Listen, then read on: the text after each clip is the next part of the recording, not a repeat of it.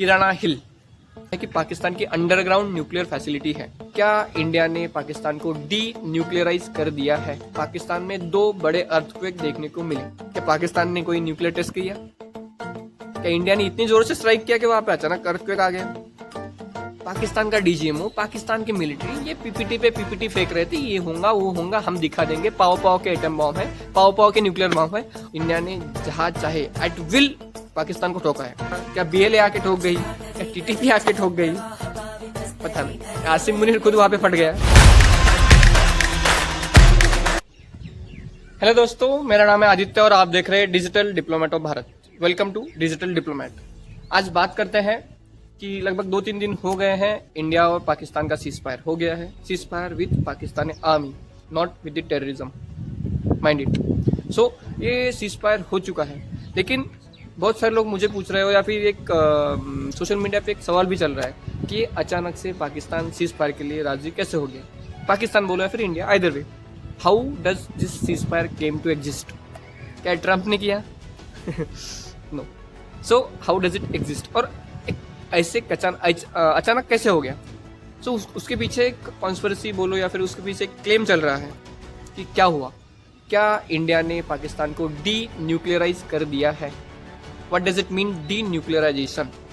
D nuclearise means सबको पता है कि पाकिस्तान और इंडिया दोनों भी न्यूक्लियर कंट्रीज हैं, दोनों के पास न्यूक्लियर वेपन है और लगभग समान है, मतलब 170 175 प्लस माइनस 5 सबके पास है, दोनों को पता है।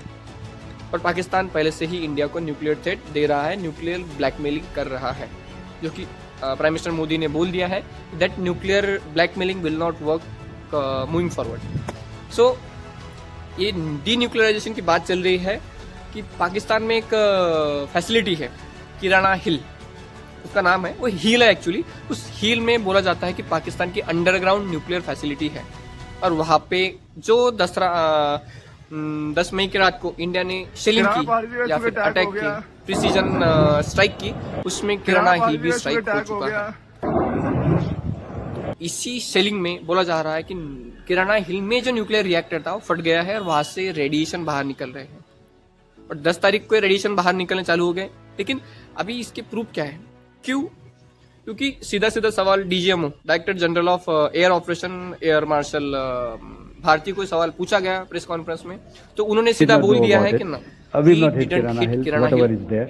उन्होंने तो बोला कि मुझे किराना हिल में न्यूक्लियर फैसिलिटीज है या फिर न्यूक्लियर आर्म्स है वो भी पता नहीं। सो लेकिन ये हो क्यों रहा है, चर्चा क्यों हो रही है अचानक से? सो there are multiple points which support this claim and there are some points which does not support this claim. So I will go one by one. First of all, अगर कहीं पे न्यूक्लियर फैसिलिटी हिट होती है तो पहली चीज होगी कि वहां से न्यूक्लियर रेडिएशन बाहर निकलेंगे। Nuclear radiation in the simple words कि अगर कहीं तो भी एटॉमिक बम फटता है तो सिंपल वहां से रेडिएशन बाहर निकलते हैं, तो सेम रेडिएशन वो सबके लिए हानिकारक है। Means each and every living organism they are harmful to those. So पहली चीज होती है उसको एब्जॉर्ब करना है न्यूक्लियर रेडिएशन के लिए। तो न्यूक्लियर रेडिएशन को एब्जॉर्ब करने के लिए एक एलिमेंट काम आता है, उसका नाम है बोरॉन। सो न्यूज आ रही है और न्यूज क्लेम्स कर रहे हैं कि बोरॉन भर के एक एयरक्राफ्ट इजिप्ट से मंगवाया गया है, तुर्की से मंगवाया गया है पाकिस्तान में, एक चीज, और चाइना से भी बोरॉन मंगवाया गया है। बोरॉन किस लिए? न्यूक्लियर रेडिएशन को एब्जॉर्ब करने के लिए, एक चीज। दूसरी चीज है कि अमेरिका का एक प्लेन है B-35 B-350, वो एक प्लेन है, nuclear radiation detector kind of thing, वो डिटेक्ट करता है न्यूक्लियर रेडिएशन कहाँ पे है। तो वो जो प्लेन है फिलहाल में हाल ही में पाकिस्तान में देखा गया, पाकिस्तान के एयर स्पेस में देखा गया, दैट थिंग। तीसरी चीज है कि 10 मई को ही, मतलब 9-10 के रात को ही पाकिस्तान में 2 बड़े अर्थक्वेक देखने को मिले। अचानक अर्थक्वेक कैसे आ गए? क्या पाकिस्तान ने कोई न्यूक्लियर टेस्ट किया? क्या वहां पे अचानक अर्थक्वेक आ गया? क्या इंडिया ने इतनी जोर से स्ट्राइक किया कि वहां पे अचानक अर्थक्वेक आ गया? सो देयर आर रूमर्स कि वहां पे किराना हिल पे स्ट्राइक किया होगा या फिर हुआ होगा, तो अचानक वहां पे अर्थक्वेक आ गया। ऑब्वियसली अगर किसी न्यूक्लियर फैसिलिटी को हिट होता है तो वहां पे अर्थक्वेक आएगा ही आएगा, एक minor major kind of thing. 3-4 चीजें हो गई, और उससे भी बड़ा एक प्रूफ बोल सकते हो या फिर बड़ा एक यू कैन से दी एक इंडिकेशन मिलता है कि 10 तारीख की सुबह तक पाकिस्तान का डीजीएमओ, पाकिस्तान की मिलिट्री ये पीपीटी पे पीपीटी फेंक रहे थे, ये होगा वो होगा, हम दिखा देंगे, पाव पाव के एटम बॉम्ब है, पाव पाव के न्यूक्लियर बॉम्ब है। और 10 तारीख के दोपहर को अचानक DGMO, Indian DGMO general Nair को, जनरल घाई को फोन करता है that we are agree for cease fire. So अचानक कैसे कि अमेरिका जो 10 तारीख के पहले मतलब 9 तारीख तक जेडी वैंस खुद बोल चुका है भाई कि ये जो कॉन्फ्लिक्ट है इससे हमारा कुछ लेना देना नहीं है, दिस इज नन ऑफ और बिजनेस। ये उसके शब्द थे जेडी वैंस के, वाइस प्रेसिडेंट ऑफ अमेरिका। और ट्रम्प भी इसी लैंग्वेज में बोल चुका है कि ये तो लड़ते ही रहते हैं, इनको लड़ने दो, I hope it will stop. These are the words of Trump. लेकिन ये 9 तारीख के शब्द थे उनके, 9 तारीख के कंसिस्ट स्टेटमेंट थे। लेकिन 10 तारीख को अचानक ट्रम्प आता है और सीज फायर कर देता है। हाउ? जेडी वैंस का एक ट्वीट है कि ये जो सीज फायर हुआ है, इस cease fire is come after the alarming intelligence. एक अलार्मिंग इंटेलिजेंस क्या था? क्या ये अलार्मिंग इंटेलिजेंस यही था कि किराना हिल हिट हुआ है और पाकिस्तान की न्यूक्लियर फैसिलिटी फट गई है? ये उसका एक चौथा प्रूफ है। So these are the things which shows that yes, nuclear facility would have been hit. लेकिन कुछ चीज़ें हैं जो इसके अगेंस्ट भी जाती हैं। एक चीज़ जैसे इंडिया इज दैट माइंडफुल कि कहीं अगर हम बगल में न्यूक्लियर फैसिलिटी ठोकते हैं तो उसका इम्पैक्ट इंडिया पर भी होगा। तो कोई भी इंसान ऐसा नहीं करेगा। ऑब्वियसली इंडिया जैसा समझदार देश तो नहीं करेगा कि बगल में न्यूक्लियर फैसिलिटी को ठोक देगा, क्योंकि किराना हिल और इंडिया का मतलब बॉर्डर का डिस्टेंस है 170 kilometre, not more than that, 170 175।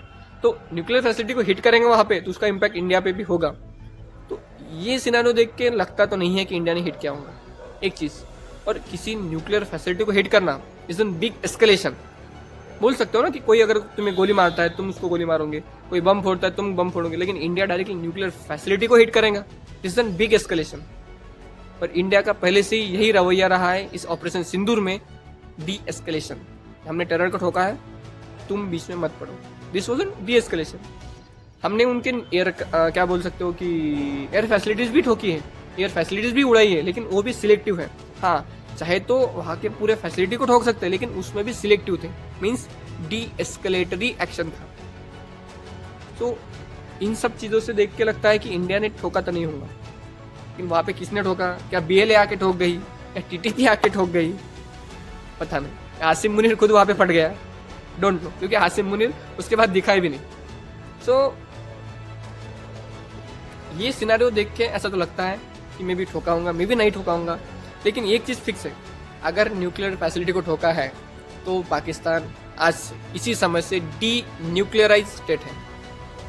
मतलब पाकिस्तान के पास एटॉमिक बम नहीं है, Pakistan has become denuclearise state, simple.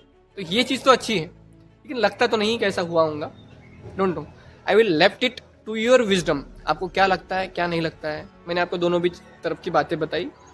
You can comment down, आपको क्या लगता है कि सही में फटा होगा? कैपेबिलिटी की बात कर ही नहीं सकते। इंडिया वुड हैव हिट, अगर इंडिया चाहता होगा तो इंडिया ने ठोका होगा, लेकिन इंडिया का स्टैंड क्लियर कट था कि we didn't hit Kirana hill. Air marshal Bharti उन्होंने क्लियर कट बोल दिया था कि हमने ये काम नहीं किया है। उन्होंने तो ये बोला कि मुझे पता भी नहीं है कि किराना हिल में न्यूक्लियर फैसिलिटी है। So I hope you like this video. अगर आपको ये वीडियो अच्छा लगे तो अपने दोस्तों के साथ शेयर कीजिए, अपने फैमिली के साथ शेयर कीजिए और इसको ज़्यादा से ज़्यादा शेयर करने की कोशिश कीजिए। जय हिंद, जय भारत, थैंक यू।